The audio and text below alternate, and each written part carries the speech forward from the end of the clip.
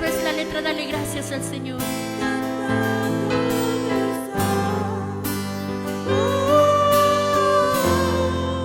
Así viviré. No quiero que tú te alejes de mí. No quiero jamás dejarte, Señor. Tu carga es liviana, yo la llevaré. Donde tú me guíes, allí yo iré. No importa el problema, hermano. No importa el problema, no importa el dolor. Se olvidan las penas cuando hay amor. No importa el problema. No importa el problema, no importa el dolor. Se olvidan las pruebas, hay amor. Yo te alabaré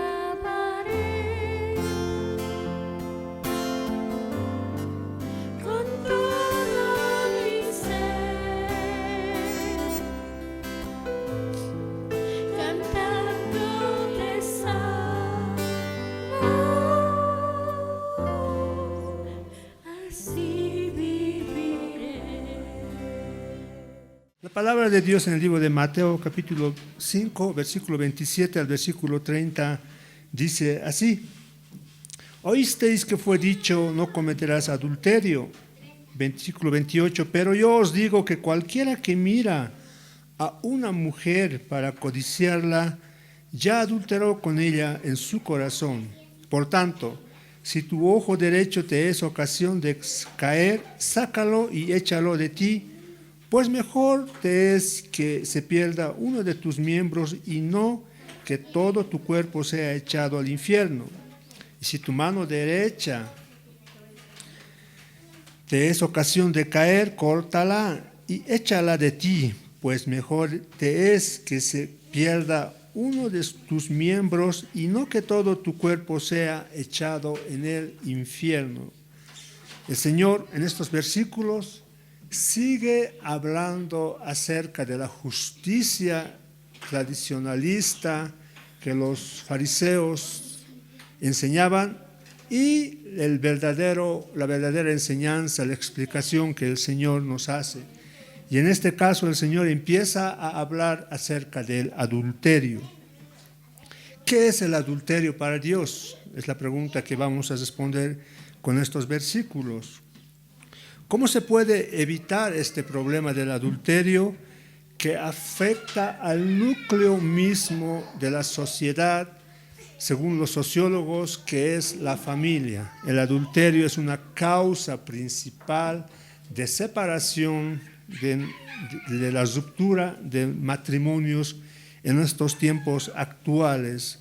En estos versículos el Señor sigue poniendo al descubierto la arrogante religión legalista judía de exhibicionismo externo enseñada por los escribas y fariseos, y enseña que la única justicia aceptable delante de Dios es la justicia del corazón, la pureza del corazón.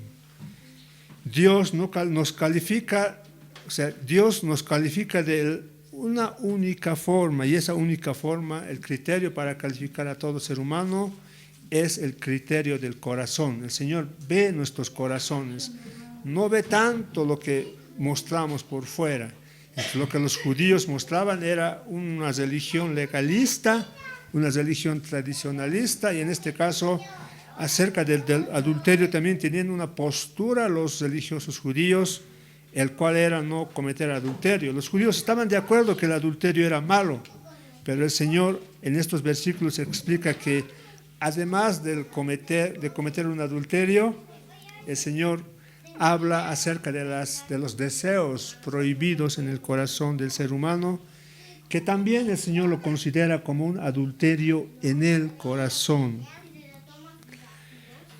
Entonces, el segundo ejemplo que Jesús hace de la justicia del corazón, tiene que ver con el adulterio y el pecado sexual en general. Mateo 5:27, oísteis que fue dicho, no cometerás adulterio, es lo que dice el Antiguo Testamento en el libro de Éxodo capítulo 20. ¿Qué es un adulterio? El adulterio es una relación sexual entre un hombre y una mujer cuando uno de ellos o ambos están casados. Es una relación sexual fuera del matrimonio. Cuando una persona está casada legalmente por una autoridad civil y tiene relaciones sexuales con otra persona que no sea su pareja de matrimonio, eso se llama adulterio. Y el Señor, la palabra de Dios, el Antiguo y el Nuevo Testamento condena el adulterio. El Señor comienza diciendo, oísteis que fue dicho, no cometerás adulterio.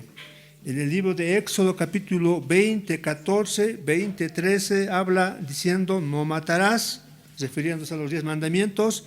El Éxodo 20, 14 dice, no cometerás adulterios. Estas dos prohibiciones se basaban en la ley de Moisés, estaba en la ley de Moisés. Es parte de la ley moral, esa ley es la que todavía se aplica a nosotros, entonces no podemos cometer asesinato, no podemos cometer adulterio. El asesinato y el adulterio se relacionan con asuntos básicos de la preservación individual y la preservación social. ¿En qué sentido?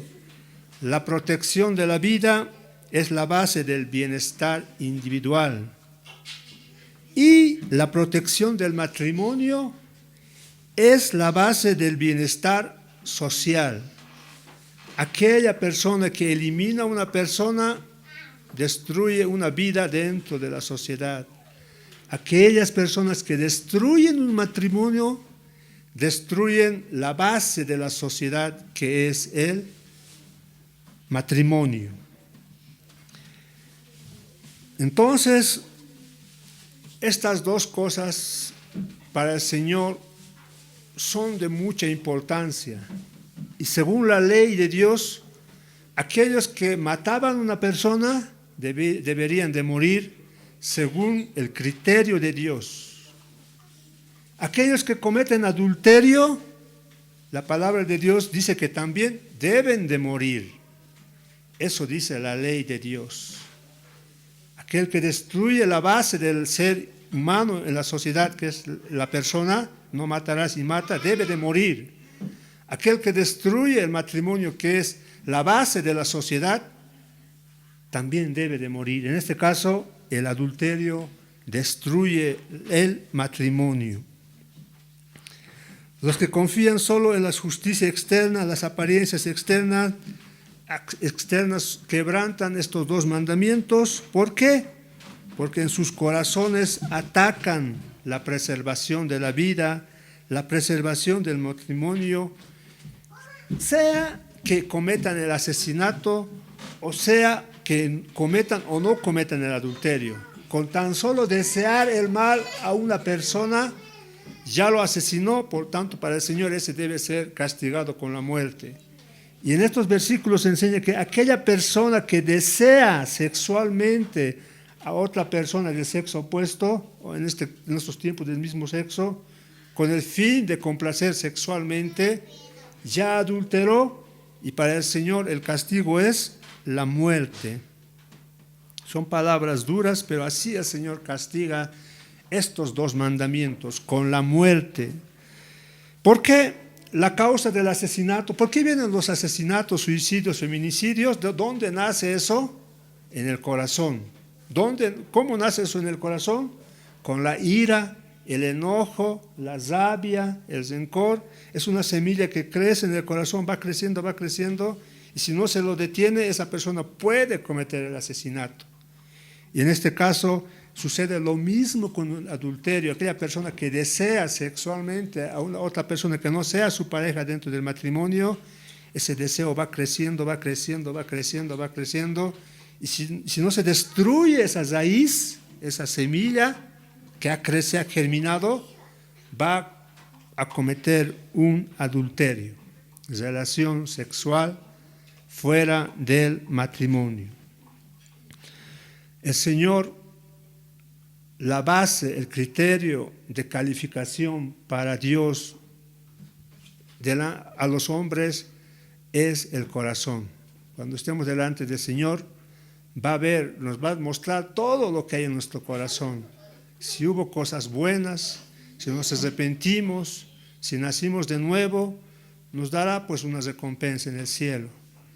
Pero si en nuestro corazón hubo rabia, odio, pecados sexuales, también está establecido el castigo para eso, que es la muerte. Jehová no mira lo que mira el hombre, dice la palabra de Dios en 1 Samuel 16:7. Pues el hombre mira lo que está delante de sus ojos. Ustedes miran a las personas y como lo ven, lo califican. Pero lo que la palabra del Señor dice, pero Jehová mira el corazón. Cuando estemos delante de Dios, no va a ver nuestro aspecto físico, lo alto, rubio, flaquito, no sé, gordito que seamos, no. Cuando estemos delante de Dios, Dios va a ver nuestro corazón, nuestras intenciones. Si tu intención es mala, recibirás un castigo. Si tuviste intenciones buenas, aceptaste a Jesús como tu Salvador, pues recibirás los galardones que la palabra del Señor menciona en toda la Biblia. Cuando las personas eligen despreciar la ley de Dios y el nombre de Dios, eso tiene consecuencia, serán muertos en el día postrero. Ahora es tiempo de arrepentirnos, de conocer al Señor. Y el Señor ha dejado sus mandamientos en el Antiguo Testamento y ahora en el Nuevo Testamento los reitera. El Señor no vino a abrogar la ley, el Señor vino a cumplir la ley. Éxodo 20:14 dice, no cometerás adulterio. Levítico 20:10 dice, si un hombre cometiere adulterio con la mujer de su prójimo, el adúltero y la adúltera indefectiblemente serán muertos. Esa es la ley de Dios y esa es su sentencia. Aquella persona que quita la vida a una persona debe ser muerto. Aquella persona que comete adulterio también debe ser muerto. Y dice, indefectiblemente serán muertos. El pecado sexual, en este tiempo, las tentaciones sexuales siempre han sido, hermanos, siempre han sido fuertes desde la caída del hombre. Una vez que el hombre cayó en el jardín del Edén, el pecado sexual siempre ha existido y en algunos tiempos se ha exacerbado, se ha elevado. En el caso de Sodoma y Gomorra, y el Señor vino y destruyó esas dos naciones porque ya era el colmo del pecado sexual, en este caso el homosexualismo. Pero en nuestra época hay un gran aumento de estas influencias. En nuestra época todo tipo de perversión se está permitiendo. Existen leyes humanas que favorecen este tipo de perversiones. Ahora con el nombre de derechos humanos, ahora con el nombre de no discriminación, ahora con el nombre de todos tenemos derecho, Dios es amor. Con ese tipo de nombres se está introduciendo todo tipo de pecado sexual en la sociedad Y delante de Dios eso causa, no sé qué le causará a Dios, pero en un tiempo destruyó Sodoma y Gomorra con fuego. Y no creo que en este tiempo Dios perdone ese tipo de pecado. Viene destrucción para este mundo a causa del pecado que hoy en día, en estos tiempos, se está permitiendo. Leyes a favor de pecados sexuales estamos escuchando en los medios de comunicación. Estos pecados sexuales están destruyendo familias, hogares, naciones. Y no en vano Pablo dijo en 2 de Timoteo 3:1, en los postreros días vendrán tiempos peligrosos. Más adelante el versículo 13 de 2 de Timoteo 3:13 dice, los malos hombres y los engañadores irán de mal en peor, engañando y siendo engañados.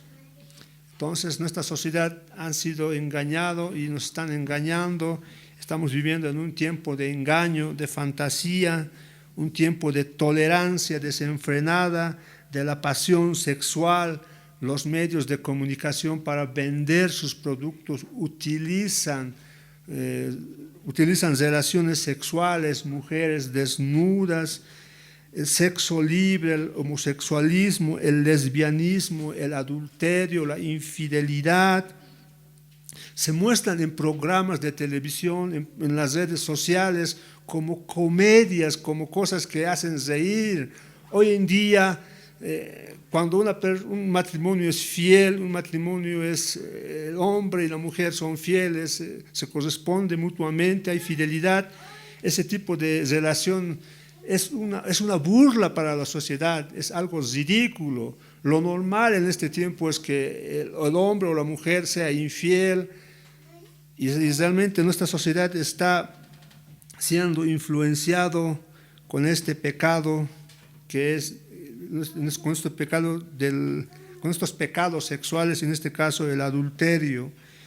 Y lo más triste es que incluso en medios académicos, religiosos, en muchas iglesias, vemos seminarios, libros, videos, programas de todo tipo que prometen mejorar el conocimiento, la experiencia, la libertad y el disfrute sexual. La iglesia ha dejado entrar ese tipo de pecado dentro de la iglesia. No en vano el Señor dijo en Apocalipsis, cuando habla a la iglesia de la Odisea, que el Señor está a la puerta, ¿no? Ya no está dentro de la iglesia, está en la puerta. Gloria al Señor. Debido a esto, los delitos sexuales han alcanzado su máximo histórico. Escuchamos violaciones por aquí, por allá, de religiosos, de personas mayores, gobernantes que están violando a niños. Hoy se justifica la infidelidad, el divorcio y la perversión, el matrimonio, la fidelidad sexual y la pureza moral son menospreciados, ridiculizados y provocan risa dentro de la sociedad. Pero el Señor creó el matrimonio, creó al hombre y a la mujer. El Señor dijo, no es bueno que el hombre esté solo. Cuando dijo al hombre, refiriéndose, no solo se refería al sexo masculino, también esto incluye a la mujer. No es bueno que el ser humano esté solo, hombre o mujer, y creó una pareja. Gloria al Señor. Hoy en día se habla de una filosofía del placer sexual como un fin superior. O sea, dicen, el placer sexual es lo máximo y todo ser humano tiene derecho a disfrutar. Es un derecho, es un fin superior que todo ser humano tiene derecho a disfrutar. Esta filosofía del que todos tenemos derecho a disfrutar nuestra sexualidad a lo máximo no es nueva.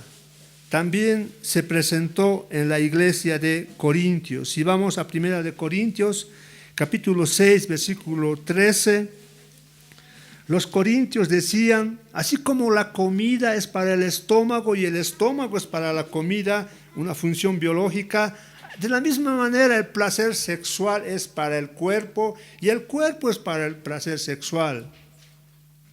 O sea, el cuerpo se hizo para que disfrute la sexualidad a lo máximo, sin importar si este es tu pareja dentro del matrimonio o no es tu pareja. Esa es la idea, la filosofía que manejaba la iglesia de Corintios. Ustedes dicen 1 de Corintios 6:13, la comida se hizo para el estómago y el estómago para la comida. Eso es cierto, aunque un día Dios acabará con ambas cosas. Pero ustedes no pueden decir que nuestro cuerpo fue creado para la inmoralidad sexual. Fue creado para el Señor y el Señor le importa nuestro cuerpo. En la Reina Valera dice, las viandas para el vientre y el vientre para las viandas. Ese era el pensamiento de los corintios, y los corintios era una iglesia que había mucha inmoralidad sexual. Los corintios tenían la creencia de que sí, así como la comida es para el estómago y el estómago para la comida, el disfrute sexual es para el cuerpo y el cuerpo es para el disfrute sexual. De esa manera estaban justificando sus perversiones sexuales. Pensaban, como muchos hoy en día piensan, que el sexo es simplemente un acto biológico, no distinto moralmente que el comer, dormir o beber. O sea, el sexo es como comer,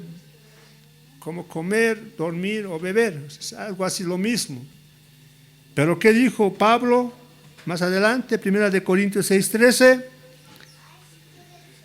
Tanto al uno como a las otras destruirá Dios. O sea, el cuerpo va a morir. Y aquellos que cometan pecados sexuales también serán destruidos. Pero, dice, el cuerpo no es para la fornicación, sino para el Señor, y el Señor es para el cuerpo. O sea, en otras palabras, el cuerpo es para el Señor es para el cuerpo. El cuerpo es más que biológico, como lo revelará el juicio divino. Somos templo del Espíritu, hermanos, hermanas. Cuando nosotros nos arrepentimos, el Señor entra en este cuerpo. Este cuerpo es para Dios y Dios es para este cuerpo. Somos templo y tenemos que cuidar lo que Dios nos ha dado. Para los cristianos el cuerpo es un miembro de Cristo, es un templo del Espíritu Santo y pertenece al Señor y no a nosotros. 1 de Corintios 6:15 dice eso. ¿No sabéis, dice 1 de Corintios, Pablo a los corintios, que vuestros cuerpos son miembros de Cristo? O sea, tu cuerpo, si bien tiene que comer, tiene que beber, tiene que cumplir las funciones biológicas, pero el Señor añade y dice, este cuerpo es miembro, vuestros cuerpos son miembros de Cristo. 1 de Corintios 6:19, o ignoráis que vuestro cuerpo es templo del Espíritu Santo. Aquel que destruye el cuerpo, el cual nos ha dado Dios para que el Señor more, el Señor lo destruirá. Gloria a Dios. 1 de Corintios 6:19, o ignoráis que vuestro cuerpo es templo del Espíritu Santo, el cual está en vosotros, el cual tenéis de Dios y que no sois vuestros, dice la palabra de Dios. Desde el momento que nos arrepentimos, nos convertimos, este cuerpo que tenemos le pertenece a Dios y como tal debemos de cuidarlo de toda inmoralidad sexual, de todo pecado sexual, en este caso del adulterio. Aquel que comete adulterio siendo hijo de Dios, Dios lo destruirá. Por eso, el cuerpo no debe usarse para cualquier propósito que deshonre al Dios que lo hizo y que mora en él.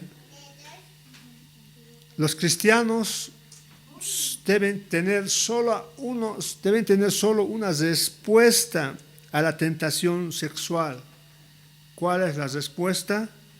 Primera de Corintios 6, 18. Huid de la fornicación. Cualquier otro pecado que el hombre cometa está fuera del cuerpo, mas el que fornica contra su propio cuerpo peca. La respuesta que todo cristiano debe tener a la tentación sexual es huir. Huir, esa es la orden que el Señor nos da. Debemos de huir, escaparnos. Esa filosofía que corrompió a la iglesia de Corintio también corrompe hoy en día a nuestra sociedad. Hoy en día se hablan de derechos sexuales, de derechos reproductivos, gloria al Señor. Los derechos reproductivos se relacionan en relación a la reproducción, cuántos hijos tener, cuándo tenerlos, cómo tenerlos. Los derechos sexuales que se añadió, se dividió, ahora se relacionan con el disfrute del placer sexual a lo máximo, sea con quien sea. Nadie te puede prohibir de disfrutar tu derecho sexual. Si eres un hombre, puedes relacionarte con otro hombre. Si eres una mujer, tienes derecho de disfrutar tu derecho sexual con otra mujer. Se está promoviendo el homosexualismo, el lesbianismo, el adulterio, la libertad sexual, la zoofilia. Esos son los derechos sexuales. Esos se están enseñando, se están introduciendo dentro de las unidades educativas, colegios, primaria, secundaria, universidades. Hay una corriente filosófica grande que habla de los derechos sexuales. Y poco se habla de los deberes. Esa filosofía, esa enseñanza que corrompió a los corintios que decía que el sexo es lo mismo que comer y dormir, el Señor lo condena. Gloria al Señor. ¿Cómo es que eso se está mostrando en estos tiempos? Se está dando, hay una licencia sexual, se está permitiendo todo eso, se está introduciendo dentro de las leyes, se está metiendo dentro de las currículas en las unidades educativas. Y esto destruye vidas de manera física, moral, mental y espiritual. Hoy en día se están destruyendo matrimonios, familias, incluso hasta comunidades enteras. Así es, gloria al Señor, hermanos, hermanas, pero nosotros no tenemos que seguir esa corriente que el mundo está siguiendo. Estamos rumbo a ser, podríamos decir, hemos pasado, somos peor que Sodoma y Gomorra. El Señor destruyó Sodoma y Gomorra por la gran inmoralidad sexual que había en esas naciones y no creo que perdone este mundo. La palabra de Dios también habla de la destrucción de este mundo por los pecados sexuales libres en estos tiempos y por muchas otras cosas más.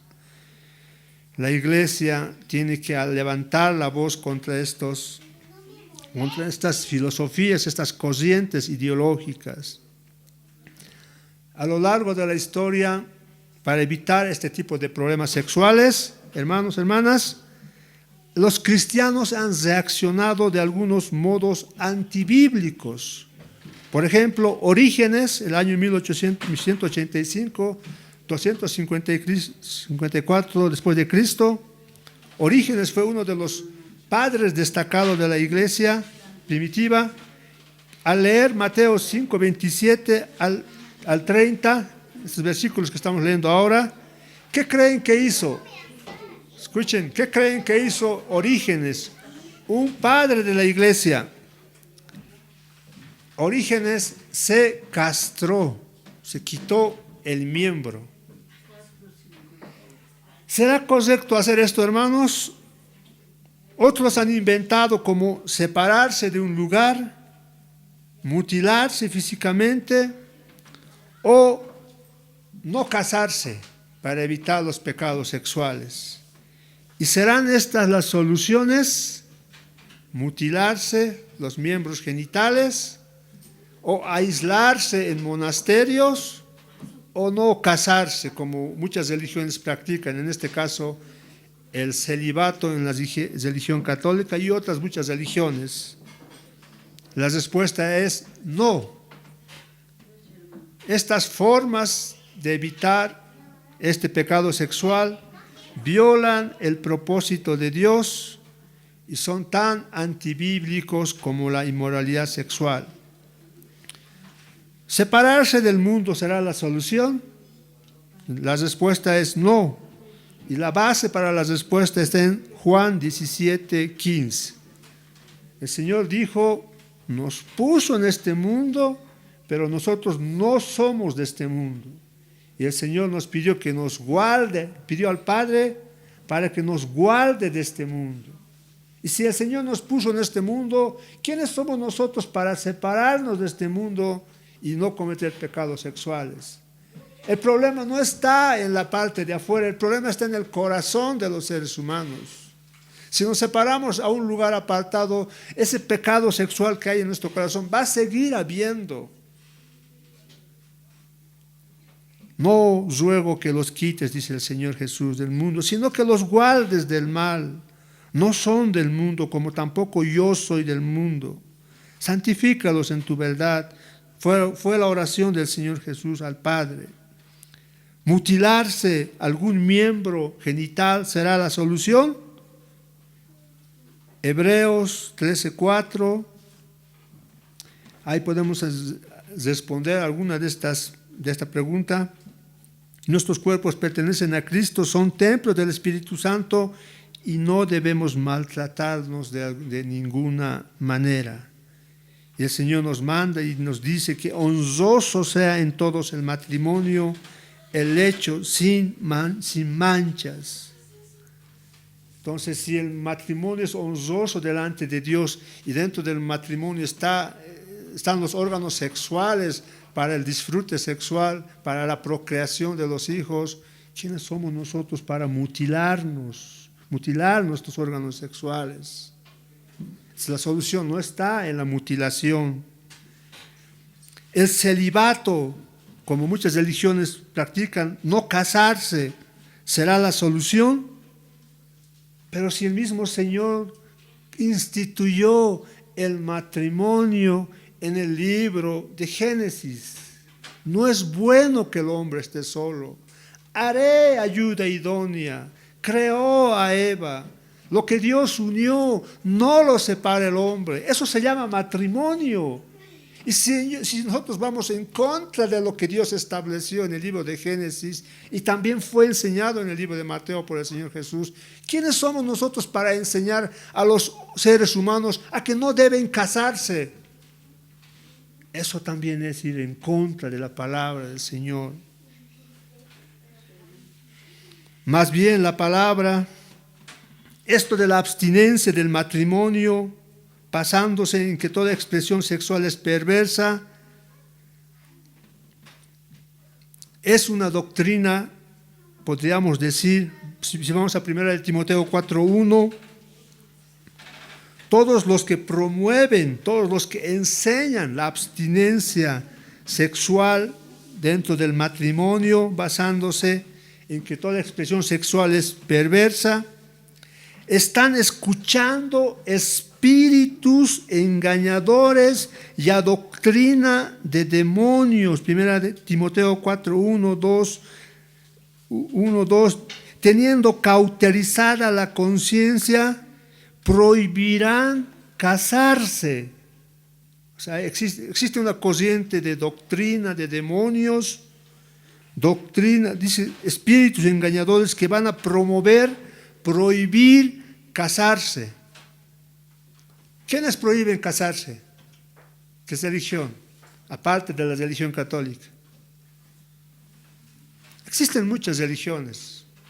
La prohibición del matrimonio, de casarse, no es la solución para evitar el adulterio, porque el Señor instituyó el matrimonio.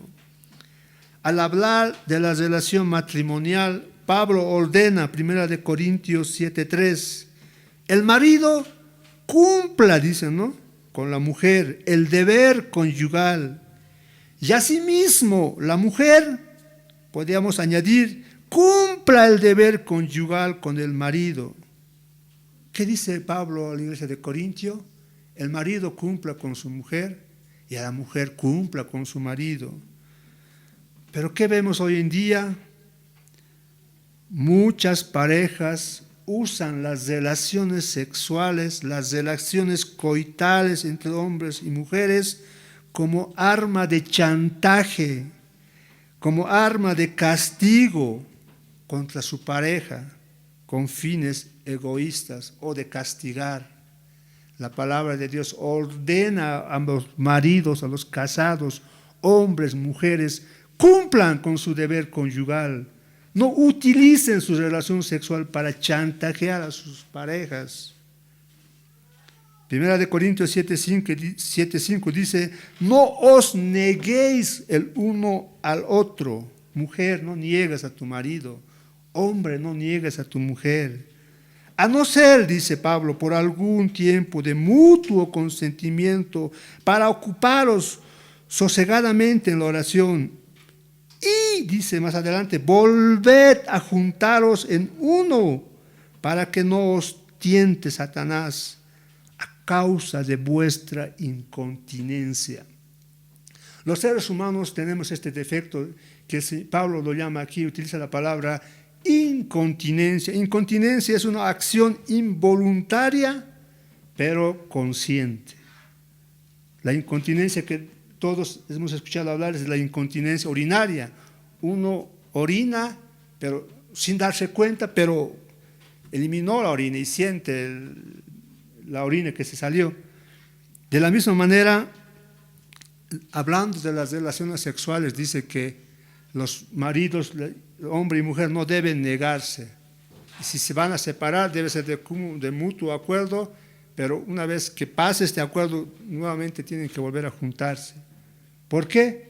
Porque el ser humano tiene este defecto de la incontinencia. Gloria a Dios. El Señor instituyó el matrimonio.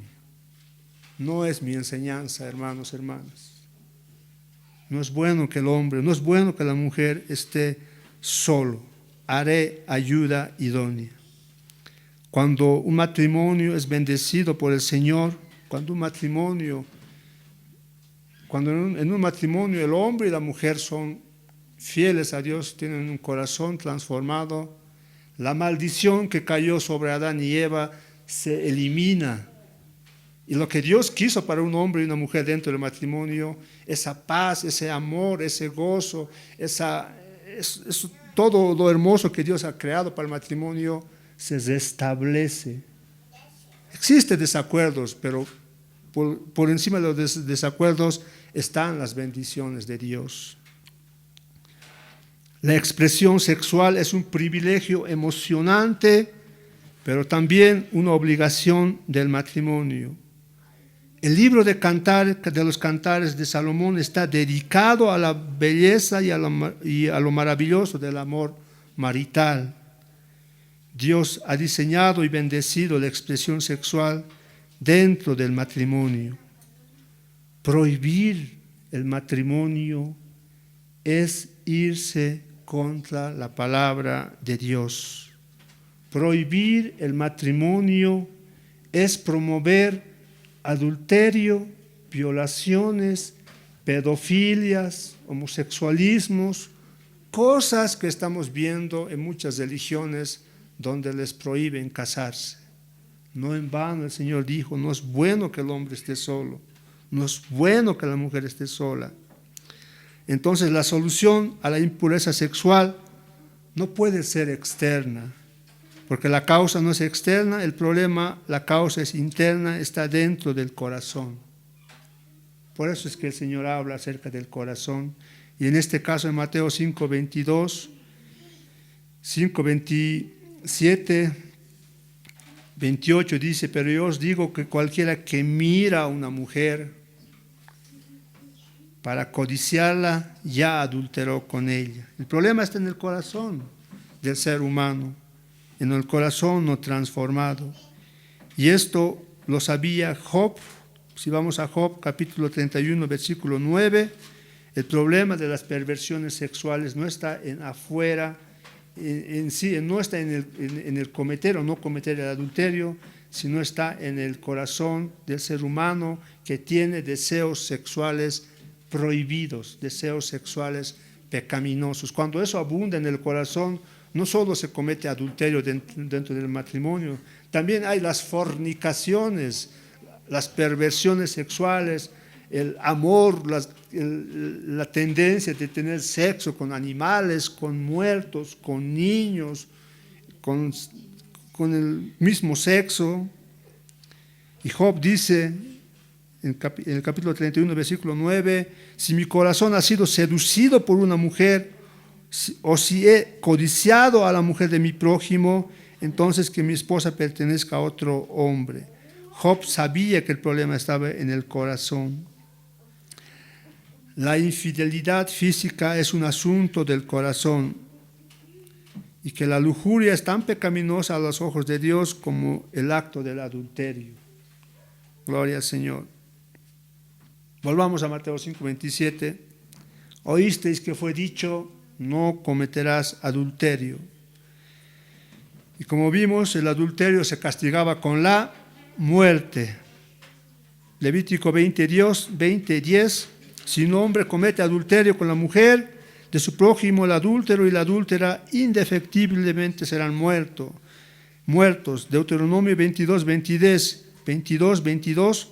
Si fuere sorprendido alguno acostado con una mujer casada con marido, ambos morirán. El hombre que se acostó con la mujer y la mujer también. Así quitarás el mal de Israel. Si en este momento matáramos a todos los adúlteros, a todos los fornicarios, quitaríamos el mal de nuestro país. Pero como no se quita, no se mata esta perversión, si más bien se está permitiendo todo esto, entonces el mal dentro de nuestra sociedad y en el mundo entero no está disminuyendo, está creciendo.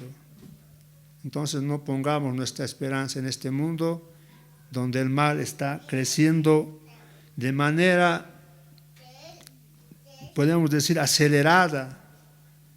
Pronto vamos a destruirnos. Si no son por las bombas atómicas, vamos a destruirnos entre nosotros. Un matrimonio destruido destruye a la persona, al marido, a la mujer y a los niños. Separación, drogadicción, abandono. O sea, conlleva muchas cosas tristes. Y el Nuevo Testamento, el Antiguo Testamento prohíbe el adulterio. Por ejemplo, en 1 Corintios 6:9 dice, no erréis ni los fornicarios, ni los afeminados, ni los que se echan con varones, heredarán el reino de Dios. Gálatas 5:19 dice, manifiestas son las obras de la carne, adulterio, fornicación y otras muchas cosas más. Apocalipsis 2:22 dice, he aquí yo arrojo en cama y en gran tribulación a los que con ella adulteran. Hebreos 13:4 dice, honroso sea en todos el matrimonio y el lecho sin mancilla, pero a los fornicarios y a los adúlteros los juzgará Dios. Sin importar cuán profundamente una pareja, si existe una pareja dentro del matrimonio, esta pareja se enamore de otra persona que no es su pareja dentro del matrimonio y puede decir, yo la amo, yo la quiero, me entiendo mejor con ella que con mi esposa. La palabra de Dios enseña y dice que no hay excepción alguna.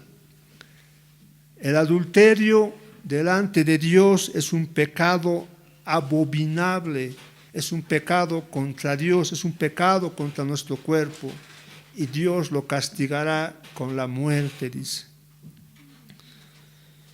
Adulterio es tener relaciones sexuales fuera del matrimonio, como dijimos. Pero en Mateo 5:28 el Señor nos enseña, nos dice, pero yo os digo, cualquiera que mira a una mujer para codiciarla, ya adulteró con ella en el corazón. Cualquiera que mira a una mujer es un término amplio, no solo se está refiriendo a la persona casada.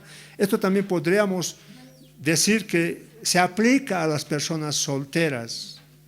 Dice, cualquiera que mira a una mujer para codiciarla, ya adulteró. No solo este término se aplicaría a los casados, sino también a los solteros. A ver, veamos ahora qué es lo que quiere decirnos en Mateo 5:27. Pero yo indica que Jesús pone su propio mensaje por sobre la reverenciada de la tradición rabínica. Pero yo os digo, cualquiera que mira, la palabra mirar del griego, o sea, tiene una palabra griega, el significado de mirar no es lo que nosotros conocemos. Para nosotros mirar es ver un objeto y ya está. Pero la palabra mirar, el significado original, se refiere a un proceso continuo de observar. O sea, la traducción correcta sería cualquiera que mira constantemente, reiteradamente, en todo tiempo, a una mujer para codiciarla. O sea, mirar es mirar, la traducción correcta es mirar continuamente. Para codiciarla indica un objetivo, una acción que sigue en tiempo a la acción de mirar. Entonces la traducción correcta sería cualquiera que mira continuamente a una mujer con deseos pecaminosos, codiciarlas o obtener un disfrute sexual, ya adulteró con ella en su corazón. Es lo que dice Mateo 5:28. El Señor no está hablando de mirar ocasionalmente a una mujer, sino está hablando de una acción de mirar constantemente a una mujer. Y esa persona ya adulteró en su corazón. Este Señor está hablando del hombre o mujer que ve, por ejemplo, una película pornográfica, un programa de televisión con imágenes de desnudos, con el objetivo de excitarse de manera sexual, pecaminosa. Esa persona adulteró y esa persona merece la muerte. Éxodo 20:14, Levítico 22:22. Delante de Dios, eso es el adulterio. El adulterio no solo es cometer el adulterio físicamente, estoy casado con mi esposa y me meto con otra mujer en la cama.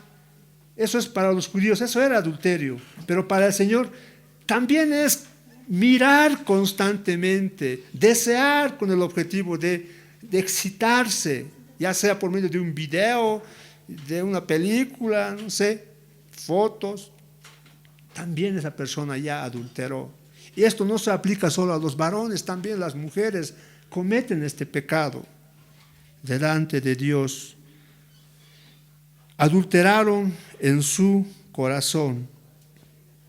Entonces, la mirada lujuriosa hacia una persona con el fin de obtener un placer sexual no es lo que ocasiona el pecado en el corazón. No es que yo mire y ya pequé, no, sino el pecado ya está en el corazón. Lo que causa la mirada lujuriosa.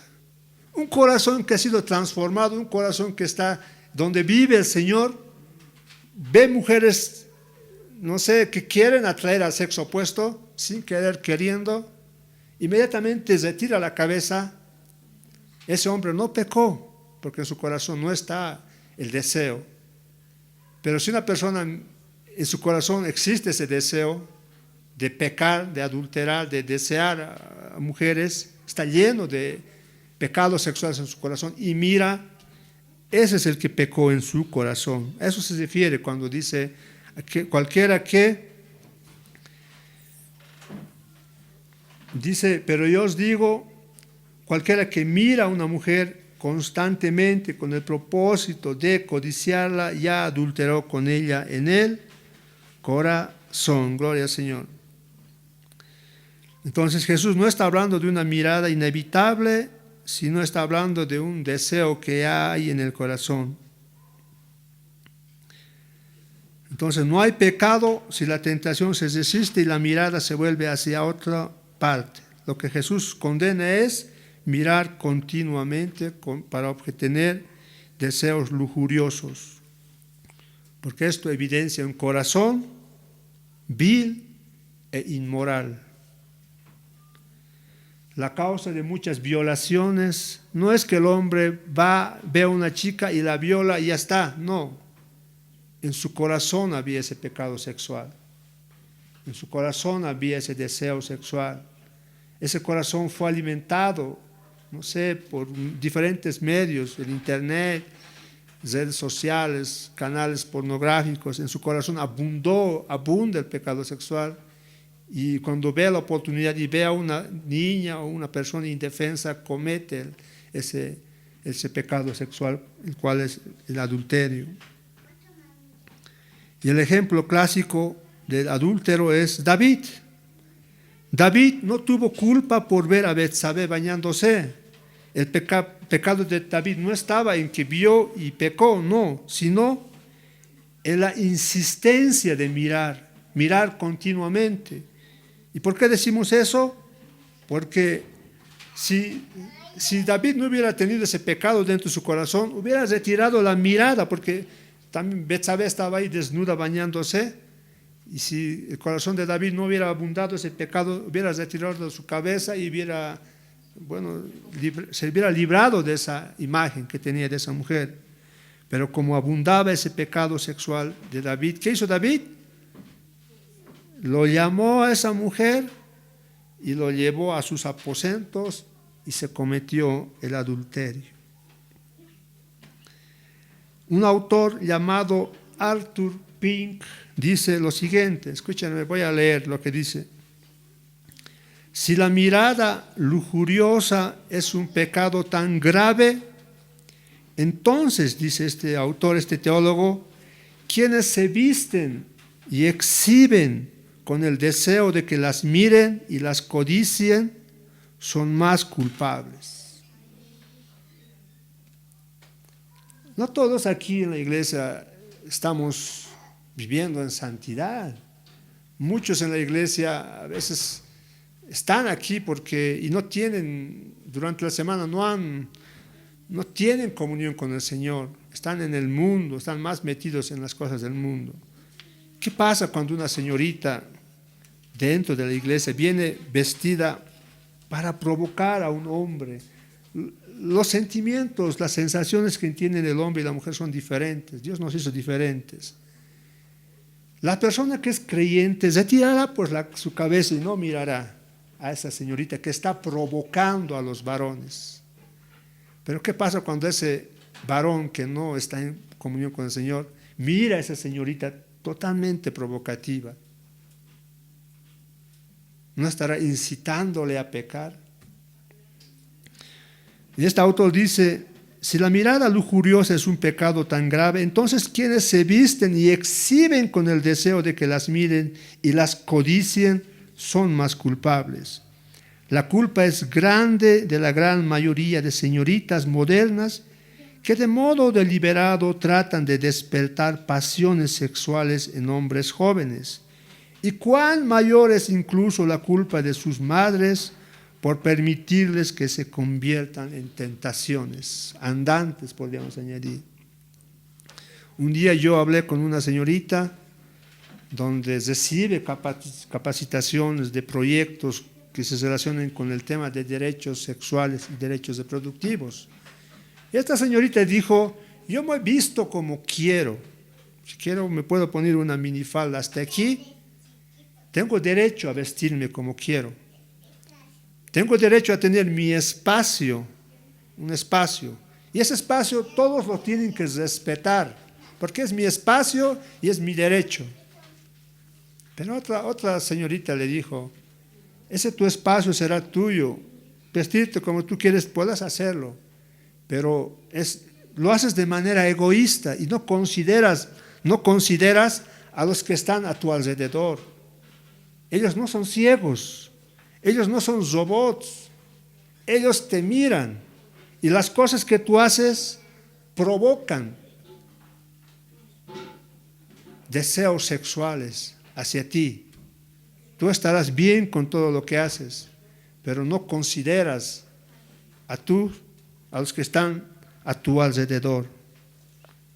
Entonces tengamos cuidado en la forma también en la que nos vistamos, especialmente las damitas. Gloria al Señor.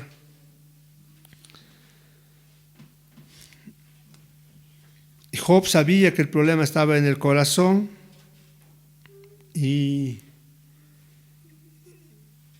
bueno, el problema en sí para cometer este pecado está en el corazón del ser humano. Cuando nuestro corazón abunda, no está Cristo morando y mora lo que nos mete la televisión, entonces fácilmente vamos a cometer este pecado sexual. El salmista en el Salmo 119:37 sabía que el problema estaba en el corazón y dijo: aparta mis ojos que no vean la vanidad, avívame en tu camino, confirma tu palabra a tu siervo que te teme.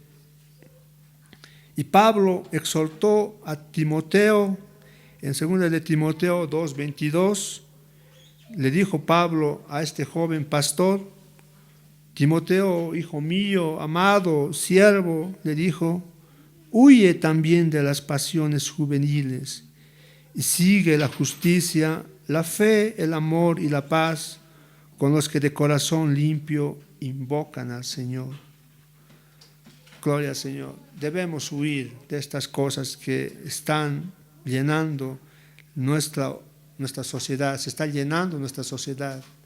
¿Dónde no vemos, hermanos, las tentaciones? ¿Dónde nos está utilizando a la mujer como medio de atracción hacia los hombres, para vender productos, para hacer todo? Están utilizando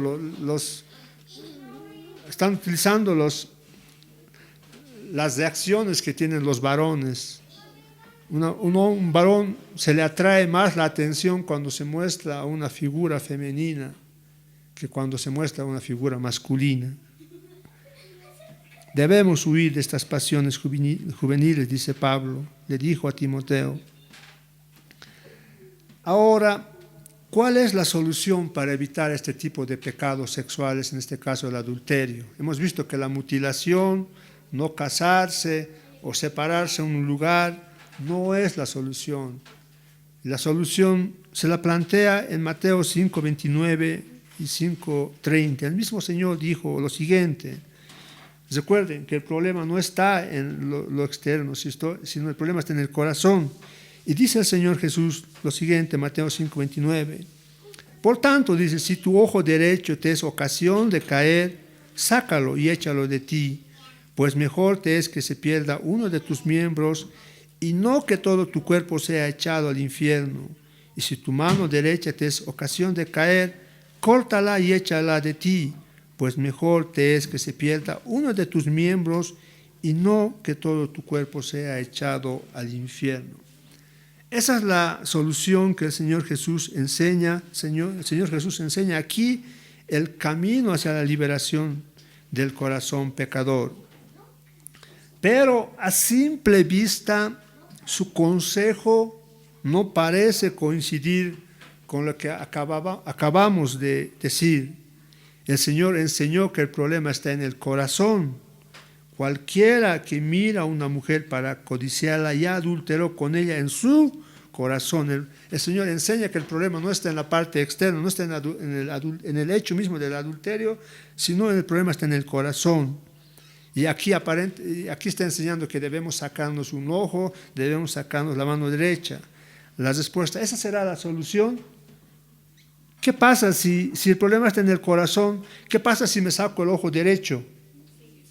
Pero con el otro ojo izquierdo voy a seguir mirando. ¿Qué pasa si me corto la mano derecha? Con la mano izquierda voy a seguir adulterando. Entonces, ¿cuál es la enseñanza que el Señor nos quiere mostrar en estos versículos? Entonces, el Señor está hablando aquí de un modo figurado. El problema no está en lo externo, sino en lo interno. Y en la cultura judía se enseñaba o conocían que el ojo derecho representaba la mejor vista y la mano derecha representaba las mejores habilidades de esa persona.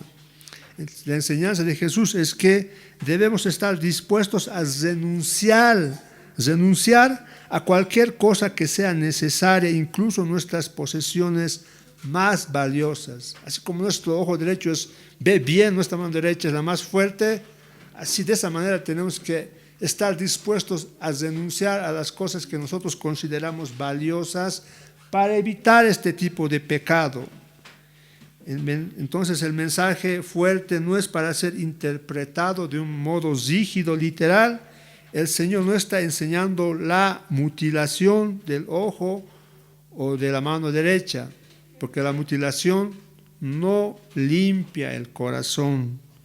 La intención de esas palabras es tener la necesidad de calmar, tranquilizar, aplacar los impulsos pecaminosos que nos presionan a cometer acciones perversas. Y esta misma enseñanza de que debemos de, así como cortar nuestra mano derecha, nuestro ojo derecho, que son los miembros que son más hábiles, de esa misma manera debemos de quitar las cosas que consideramos preciadas para de esa manera evitar este tipo de pecados. Y esta misma enseñanza podemos ver en Mateo 18:8, cuando habla: si tu mano o tu pie derecho te es ocasión de caer, córtalo y échalo de ti. Mateo 18:9, si tu ojo te es ocasión de caer, sácalo y échalo de ti. O sea, la enseñanza no es, el Señor no enseña a la mutilación, sino a quitarnos lo que más apreciamos para no pecar, no adulterar. Y eso podemos ver cuando dice: por tanto, si tu ojo derecho te es ocasión de caer. La palabra ocasión de caer significa provocar una caída, pero aquí ocasión de caer se usaba a menudo para el señuelo, para hacer saltar la trampa cuando un animal la toca. O sea, es como un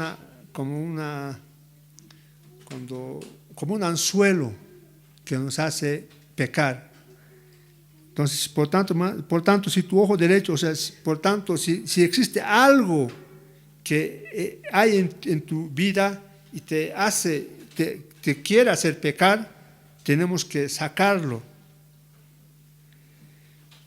Por ejemplo, una persona casada que se enamora de alguien más que no sea su pareja, su cónyuge, está haciendo algo indebido, entonces esto es totalmente pecaminoso y debería cortarse de inmediato, mutilar, cortar esa relación prohibida.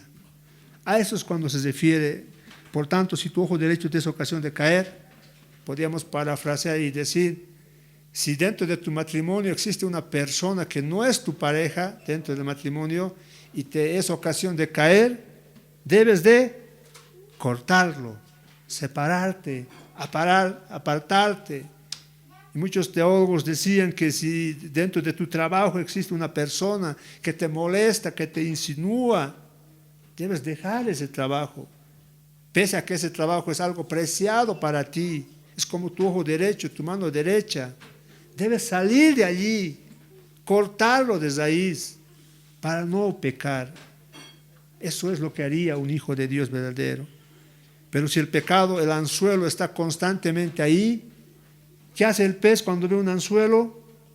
Al final de cuentas, muerde y muere, ¿no?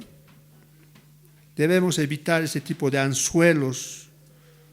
Por tanto, si tu ojo derecho te es ocasión de caer, si existen ocasiones de caer, tentaciones que nos van a producir cometer el pecado, debemos de cortarlo, hermanos. La relación errada podría ser mutuamente agradable.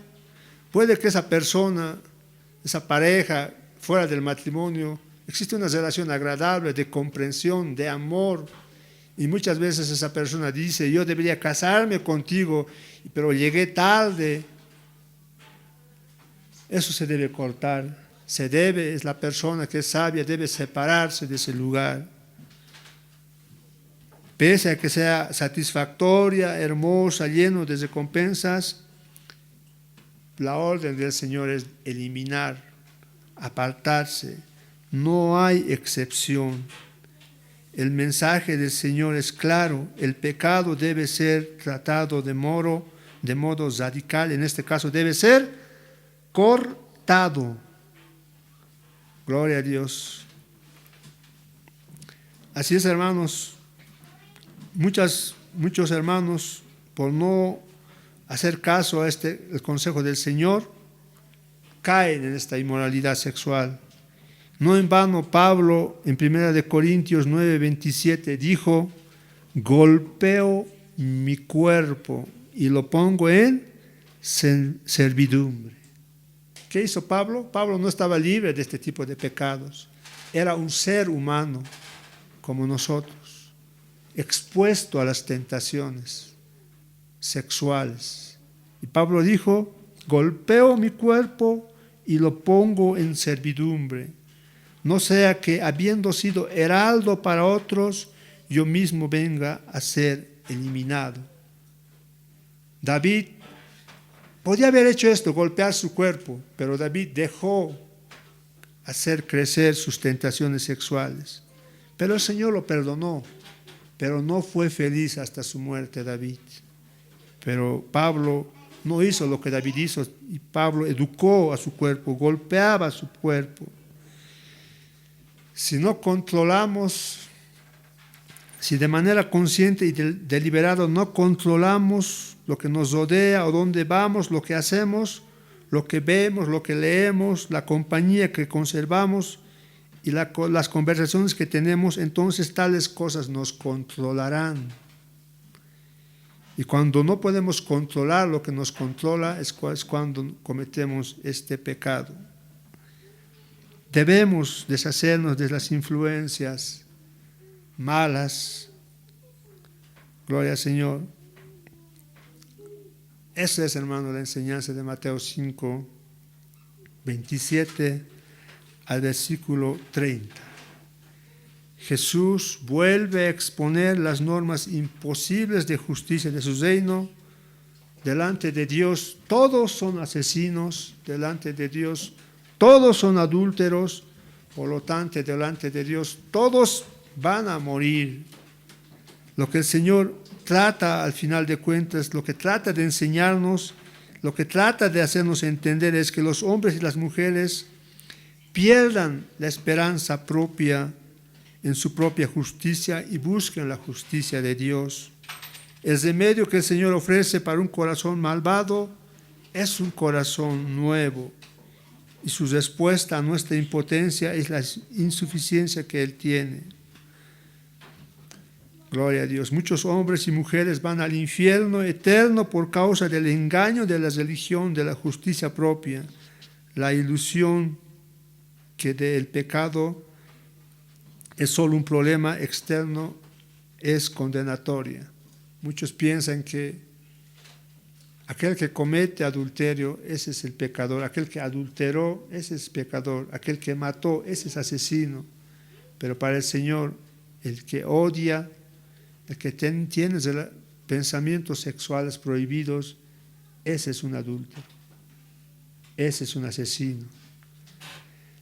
Es imposible, hermanos, hacer esto, ser declarados justos delante de Dios por medio de nuestras fuerzas. Es por eso la enseñanza del Señor es que lo que el Señor nos quiere mostrar es que con nuestras fuerzas es imposible. Debemos recurrir al Señor, pedirle al Señor que nos dé un corazón nuevo, nuevos pensamientos.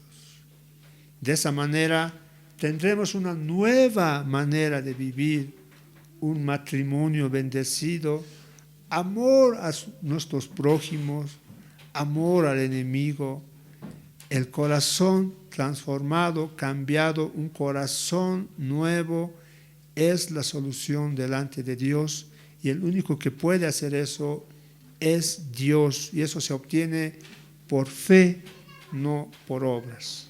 Gloria a Dios, hermanos. Espero que hayan comprendido, entendido el corazón cambiado. El auto que tiene un motor nuevo, ese auto corre mejor, anda mejor, contamina menos, es algo nuevo. De la misma manera, el corazón que ha sido cambiado, transformado, se viste, no para provocar a todos, actúa, ama a su hermano, ama a su esposa, no es adúltero, no provoca la mirada lujuriosa de otros hombres. La solución, hermanos, para los problemas de este mundo actual es cambiar el corazón. Y la única forma de cambiar el corazón es arrepentirse de nuestros pecados. La humanidad, si no reconoce que está perdido, jamás va a buscar a un Salvador. Si la humanidad no reconoce que está perdido moral, sexualmente, espiritualmente, jamás va a buscar un Salvador. Pero si nosotros enseñamos que la humanidad está perdido y está condenado al infierno, y si no busca un remedio, porque todos al final van a morir, va a ser condenado a la muerte por la eternidad. Pongámonos de pie y demos la gloria al Señor, hermanos. Vamos a ponernos de pie.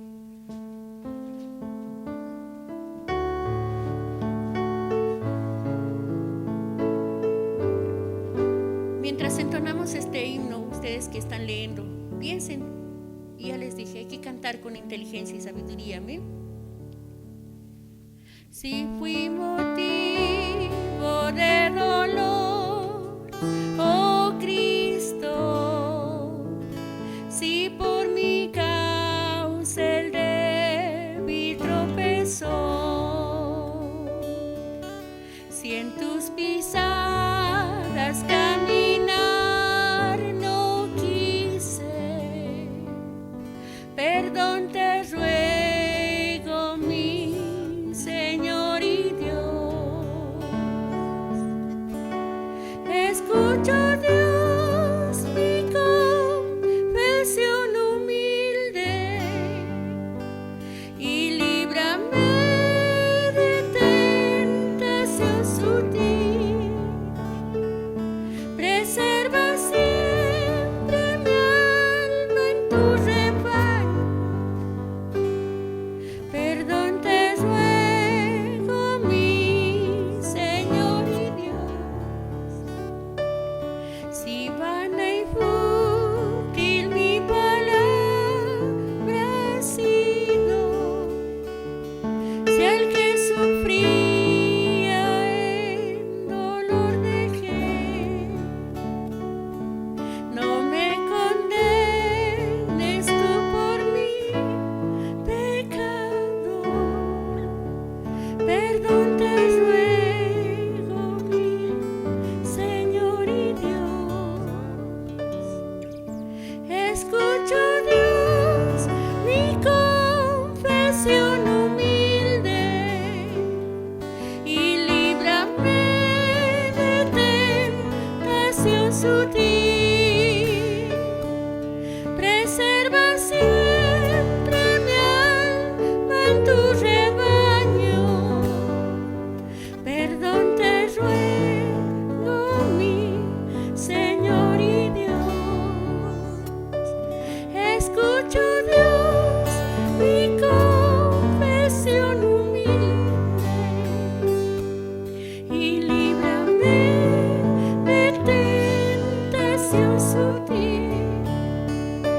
Preserva siempre mi alma en tu rebaño.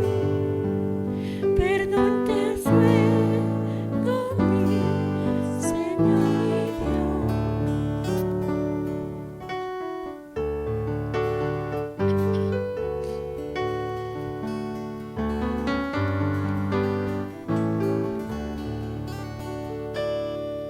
En Jesucristo, mártir de paz, en horas negras de tempestad, hallan las almas dulces solas, grato consuelo, felicidad.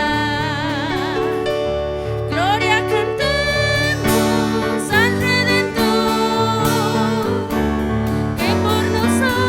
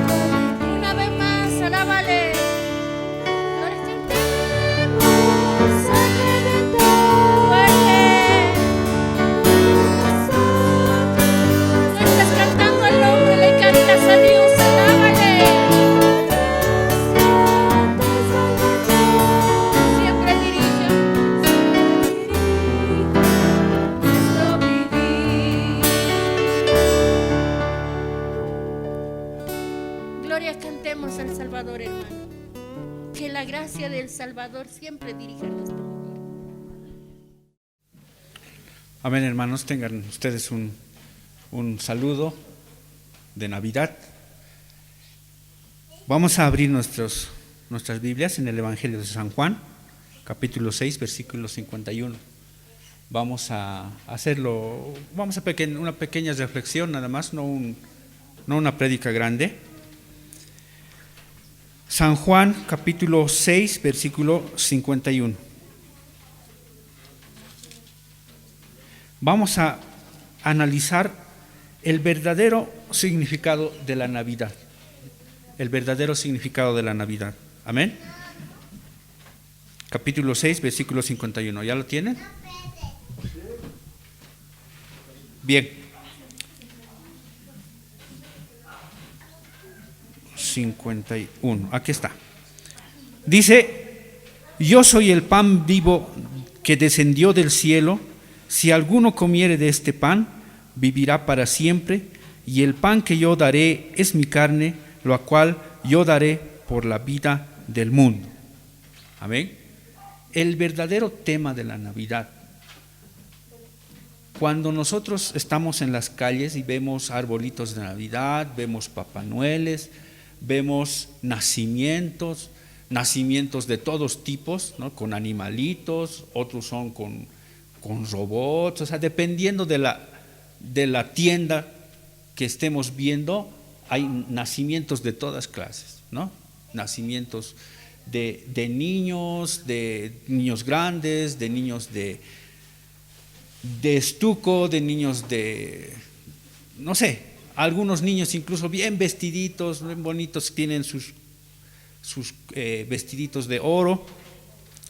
Para el mundo, hermanos, la Navidad se ha vuelto el momento en el que yo puedo recibir un regalo, mandar un regalo, reunirme con mis amigos, comer algo, reunirme con mi familia, comer algo.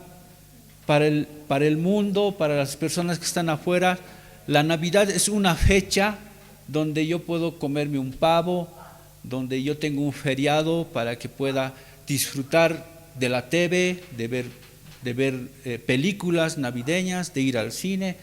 O sea, hay muchos significados de la Navidad para este mundo. Para algunas empresas es mostrar, este año no ha habido, pero los anteriores años ha habido desfiles de Navidad, ¿no ve? Y en los desfiles de Navidad, ¿qué están? ¿Qué es lo que más se espera? El camión de Coca-Cola con su oso, con su Papá Noel, y eso es lo que más se espera, lo que más se aplaude. Las otras entran de panetones, entran de rosquillas navideñas,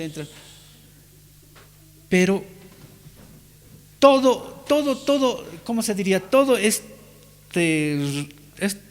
¿cómo se diría? Todo esto que arman todas las personas de afuera, que te dicen paz a todos, bendiciones, te dicen, no, hasta el que no te conoce, bendiciones, feliz Navidad, te abrazan y todo.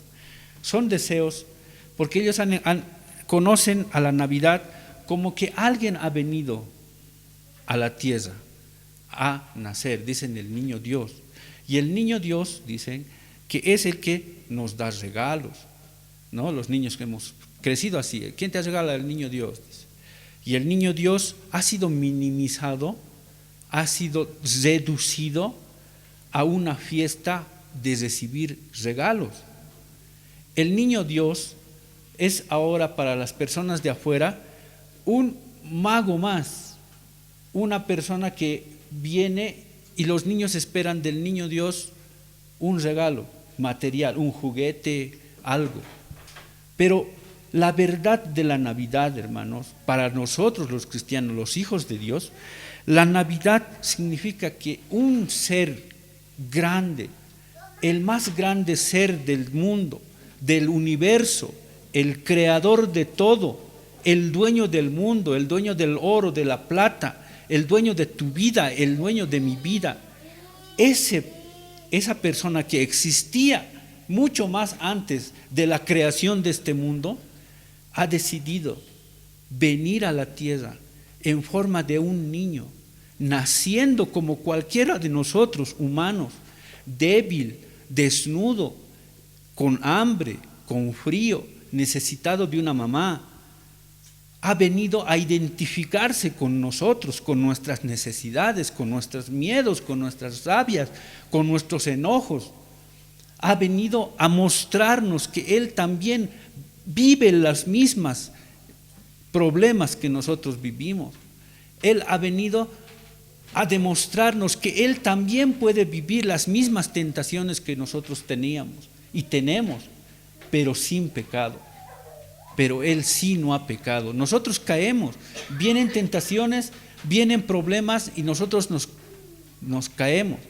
Pero Él ha demostrado que se puede ser humano y no caer. Se puede ser humano y ser fiel a Dios.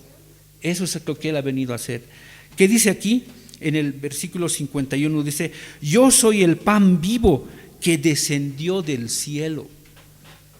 ¿Por qué dice yo soy el pan vivo que descendió del cielo? Porque Jesús, porque Dios, porque el niño Jesús que conocemos, que el mundo conoce, no es que ha aparecido en Belén el día en que Jesús ha nacido, el año 0. No, Jesús existía siempre, siempre ha existido antes de que este mundo fuese creado, siempre ha estado al lado del Padre. Vamos a Juan 1:1, el mismo libro, pero vamos a ir a Juan 1:1. Dice, en el principio era el Verbo, y el Verbo era con Dios, y el Verbo era Dios. Ese Verbo del que está hablando aquí es Jesús, el que ha venido, en el que en principio Él era, y el Verbo era con Dios, estaba al lado de Dios, de Jehová, del Creador, estaba al lado, y ese Verbo era de la misma sustancia que es Dios Jehová nuestro Padre, era Dios. Amén. El versículo 2 dice: todas las cosas por Él fueron hechas, y sin Él nada de lo que ha sido hecho fue hecho. Amén. Por su palabra, por su querer, por Él está creada esta tierra. Por Él está creado los animales, por Él está creado nuestro cuerpo, por Él está creado todo lo que conocemos en este mundo, lo que conocemos en este universo. Ha sido su voluntad, lo que Él ha querido para Él y por Él, dice en Romanos, que ha sido creado todo. Y que por su palabra es sustentado todo lo que vemos. Las estrellas que no se chocan entre sí, la luna que gira y que no viene a chocarnos a la tierra, las mareas, el mar que no se sale de la mar y que no inunda. Todo es sustentado, dice, por su boca, porque Él estaba antes y porque Él está ahora y está sustentando nuestras propias vidas. Amén. En el versículo, vamos a seguir leyendo versículo 6, 51, capítulo 6, versículo 51, vamos a seguir leyendo. Dice: yo soy el pan vivo que descendió del cielo, estaba en el cielo y bajó en la tierra. En forma de un niño creció y empezó a predicar la palabra de Dios y empezó a mostrarnos el reino de Dios y la forma de llegar a ser hijos de Dios. Dice: si alguno comiere de este pan, vivirá para siempre, y el pan que yo le daré es mi carne, dice. Dice primero: yo soy el pan que descendió del cielo, que llegó del cielo a la tierra. Y dice, segundo, si alguno comiere de este pan, si alguno se alimentase de mí, dice, de este pan que soy yo, dice, vivirá para siempre. Amén. No dice vivirá 30 años, 20 años, vivirá en esta tierra. Dice para siempre. Y cuando uno va a vivir para siempre, es al lado del Señor en el cielo. Amén. No es aquí en la tierra. Aquí en la tierra vivimos 60, 70 años. Ya la misma tierra tiene fecha de caducidad. Ya está por morir esta tierra. Ya se están viendo los destrozos de esta tierra. Pero Él dice, vivirá para siempre, porque Él está viendo ya el futuro, viéndote a ti a su lado, al lado de los ángeles, alabando al Señor. Amén. Dice, y el pan que yo les daré es mi carne, lo cual yo daré por la vida del mundo. ¿Por qué dice es mi carne? Porque Jesús vino a la tierra, nació, ¿cómo? En carne, en esta carne y hueso que nosotros tenemos. Él también tuvo carne y hueso. Y esa carne fue sacrificada en la cruz. Fue azotado, fue destrozado. La palabra de Dios dice que su cara no parecía de humano. Era tanto el dolor, tanto el castigo que ha recibido, que dice que su cara ya no se parecía humana. Tú lo veías y no reconocías que era humano, era un montón de carne. ¿Han visto esa película de La Pasión de Cristo? Eso creo que es el 10%, 5% de lo que le han hecho al Señor. Y la palabra dice que cada vez que le azotaban, pedazos de carne eran arrancados de su piel, de su espalda. Ese que ha sufrido en carne lo que nosotros sufrimos cuando nos vienen problemas, esa carne fue crucificada. Y lo único que dice es que nosotros debemos tomar esa carne y alimentarnos de esa carne. El que toma de este pan, dice que come de este pan, vivirá para siempre. Amén. Iremos a Juan 3:16. Ustedes conocen esa palabra. Juan 3:16, 17 dice: porque de tal manera amó Dios al mundo, que ha dado a su Hijo unigénito, para que todo aquel que en Él cree no se pierda, mas tenga vida eterna. El verdadero propósito de la Navidad es que Jesús vino. ¿Por qué? Por amor. Por amor. Ese es el propósito. Vino porque nos amó, porque somos malos, porque no merecemos estar parados aquí. Pero Él vino, se hizo carne, sufrió, murió. ¿Por qué?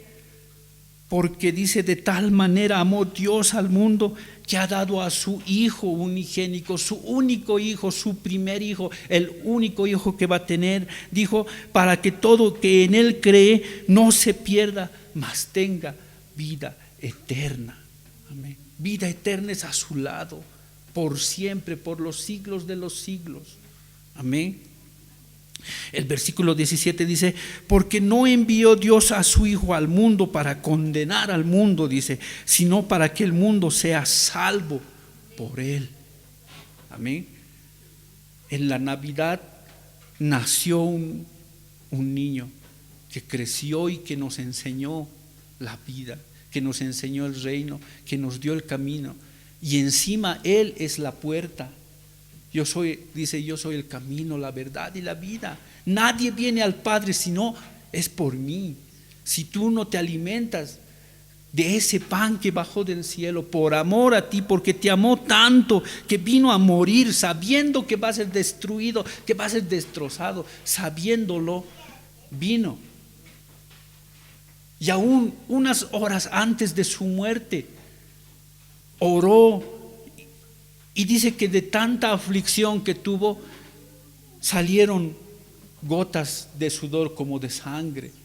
Y le dijo al Señor, Señor, Padre, si acaso puede pasar esta copa de mí, si acaso yo tal vez no me pudiesen crucificar, tal vez no me pudiesen lastimar tanto, tal vez no me lastimasen, no me destrozasen tanto. ¿Será posible? Le dice al Señor. Y el Señor le dice, no, no es posible. Es necesario que esto sufras para que pueda ser la puerta, para que todo este mundo pueda salvarse. Y Él dice, entonces no sea como yo quiero, sino como tú quieres. Amén. El 18 dice, el que en Él cree no será condenado, pero el que no cree ya ha sido condenado, porque no ha creído en el nombre del unigénito Hijo de Dios. Amén. El juicio dice que ya está hecho. Ya está hecho. Los que no creen ya están condenados, ya tienen su parte en el infierno, ya están directamente ahí. No es que van a llegar al cielo y el Señor les va a decir, a ver, muéstrame tus obras, a ver, ¿qué hiciste? No, no creíste, estás directamente en el infierno. No creíste, ya estás condenado, ya está hecho tu juicio, ya estás adentro. No te van a preguntar, tú no vas a entrar a un juicio si no crees. Pero si has creído, sí entras al juicio. Y ahí sí vas a poder decir qué cosas has hecho buenas y qué cosas has hecho malas. Y según eso el Señor te va a ir repartiendo sus galardones. Amén. Te va a dar sus coronas, tal vez una más grande, tal vez una más chica, no sabemos. Pero dice que por nuestras obras el Señor va a darnos nuestros galardones. Amén. Por último, el 19 dice, y esta es la condenación, que la luz vino al mundo y los hombres amaron más las tinieblas que la luz, porque sus obras eran malas. Amén. La condenación, dice, es que la luz vino al mundo. Este pan vino a nacer como un niño y a enseñarnos el camino, pero nosotros hemos preferido más las tinieblas que la luz. Amén. Y lo hemos matado, lo han matado. Y nosotros mismos matamos al Señor cada vez que pecamos, cada vez que hacemos daño. Vamos poniéndole un poco esa corona de espinas, vamos hundiéndole un poquito. Cada vez que nosotros no creemos en Él y no le tenemos como Dios. Amén. Para concluir, Juan 8, 31, 32. Juan 8, 31, 32 dice, dijo entonces Jesús a los judíos que habían creído en Él, si vosotros permanecéis en mi palabra, seréis verdaderamente mis discípulos. Y conoceréis la verdad, y la verdad os hará libres. Amén.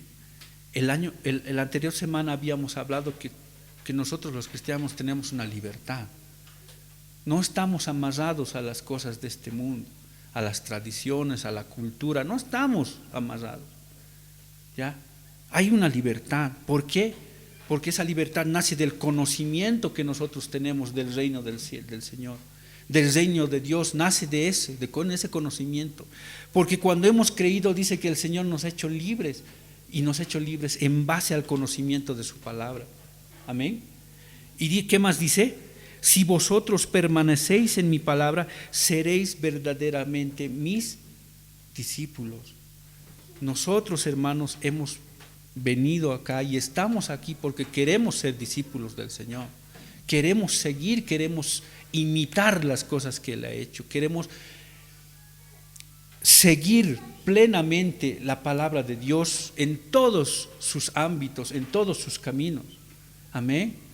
Y la palabra de Dios, el regalo de la Navidad, el verdadero regalo de la Navidad es esa libertad, hermano. Esa libertad que nosotros recibimos de las cosas que este mundo nos aprieta, ¿no? Muchas cosas, costumbres que tenemos, recientemente nosotros estamos en esa cuestión del luto. Mi papá falleció en julio, mi mamá falleció en septiembre del año pasado, y muchas personas nos han observado que por qué no llevamos el luto, por qué no tenemos negro ni nada, ¿no? Esos son rudimentos mundanos, ¿no? O sea, del mundo. Son cosas que se hacen en el mundo, que son leyes para el mundo, que son normas, y que si no lo haces, pues te ven con cara mala, ¿no? Que no estás, que eres un loco. Pero la palabra de Dios dice que nosotros somos verdaderamente libres y tenemos la potestad de decidir si nos ponemos negro, nos ponemos rojo, o al final nos ponemos blanco. Eso no importa. Eso no cambia en nada la situación de mi papá o de mi mamá. Él está en el cielo, y por más que yo me vista de rojo o me vista de negro, está en el cielo. Amén. No cambia en nada esa situación. Así que, hermanos, entendamos y comprendamos el verdadero tema o el verdadero significado de la Navidad. Para nosotros los hijos de Dios, la Navidad es celebrar que ese niño ha nacido en carne, pero lo más importante es que esa carne ha muerto por nosotros y con esa muerte nos ha liberado, nos ha libertado de este mundo y nos ha prometido que si nosotros somos sus discípulos en verdad, vamos a pasar con Él la eternidad al lado de Él. Amén. Vamos a ponernos de pie, vamos a orar, hermano.